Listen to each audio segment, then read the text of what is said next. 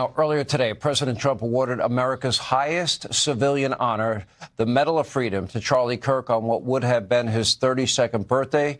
Charlie's friends, colleagues, loved ones, they all gathered at the White House for what was a moving ceremony celebrating Charlie's life, legacy. President Trump delivered heartfelt remarks on Charlie's impact before presenting the medal to his wife, Erica. Erica honored her late husband in a very emotional tribute and read their 3-year-old daughter's birthday message to Charlie. Take a look. I asked our daughter what she would like to say to Daddy for his birthday. Excuse me.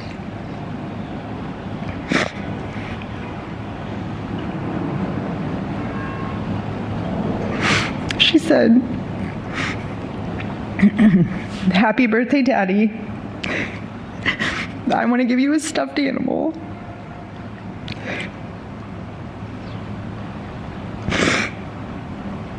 Oh, man. "I want you to eat a cupcake with ice cream, and I want you to go have a birthday surprise. I love you," is what she said.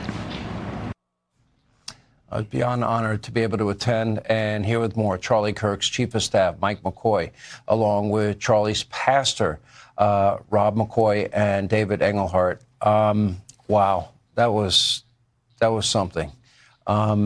Beautiful, touching, well-deserved. Charlie, a force of nature. You were his chief of staff. Yeah, I spent 6 years with Charlie. And the quote that just keeps coming to mind is Viktor Frankl, that Charlie used to quote this all the time. It's not the number of the pages, but it's the quality of the book. And so Charlie's life was cut short at 31 years of age, but the quality of his life lives on. And you saw that today in the Rose Garden as you looked, this garden filled with the most powerful people in the world. And they're coming to celebrate Charlie. And once she was presented that medal, she turned around, showed it to me. And I just thought to myself, isn't that something that we can all look up to, that we can live a legacy like Charlie always did? And that's something we should aspire to do. But there's something really cool about this, that on the backside of that medal, for the very first time in Medal of Freedom history, there's a Christian cross engraved on it. So on the front side, it's society saying, or our country saying, "Well done, patriot, mission accomplished." On the backside, it's God saying, "Well done, good and faithful servant." So it's beautiful. Pastor, you married Charlie and Erica, and you told me a lot of fun stories about both of them. But really, as much as we know him for politics, there was a deep, spiritual, Christian, passionate side of him that was maybe more important than even the politics. Oh, for sure. That was the why and what he did. As I said at the memorial service, he saw politics as an on-ramp to a relationship with the Lord. If he could get these young people rowing in the streams of liberty, they'd come to its source, which is God.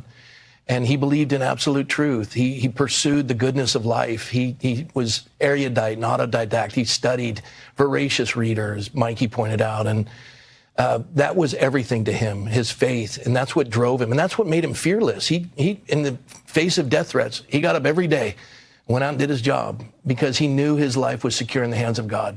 And Pastor, you too know this side of him. Yeah, I think Charlie, what happened was in 2020, he surrounded himself with people like Pastor Rob, and then there was this whole cadre of pastors. It's hard not to like, but if you know his background, he was a very troubled youth. He made a U-turn. And part of that changed Charlie. And it's like, there's the famous quote, "You're the average of the 5 closest people to you." And Charlie started to surround himself with really strong spiritual leaders. And that needs to continue. That's part of his legacy, that people say, "Oh yeah, I need to be in church. I need to be surrounded by the Word of God." Charlie's life, like Mikey just said, was marked not just by freedom, but by faith that informs that freedom. Yeah. I think one of the best messages from Charlie is he'd go into these hostile environments, and you were with him a lot of times, and you were there at many of them. I'm sure you were there. And he would be kids that never heard hookup culture maybe isn't the right way to go. Puking in the bushes at a frat party, maybe not the right way to go. Date with a purpose, go to church. Yeah. Simple things, profound things. Kids did it. They listened. He helped them. He raised their game, helped them have a better life. Yeah. Yeah, we always would say Charlie was larger than life. And after his passing, we realized he really is larger than life, because in his passing, his work has been multiplied way bigger than he could ever even have imagined. But the other thing that was really cool is on campus, he would spend half the time with the microphone down on the table, and he was listening to what these students had to say. And this was important to him because he didn't want to just lead them to truth, but he wanted to understand where they were coming from.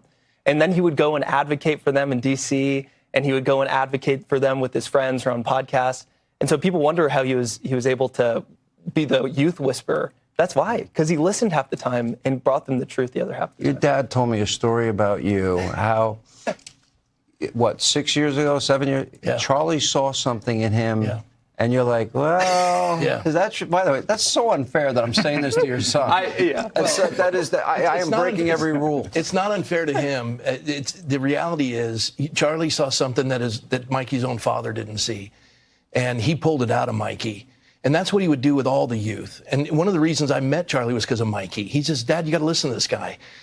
Charlie made his life a study of 18 to 30-year-olds, and he spoke to them, and he knew how to push them to excellence. And my son's a perfect example of that. He's exceeded me at 23.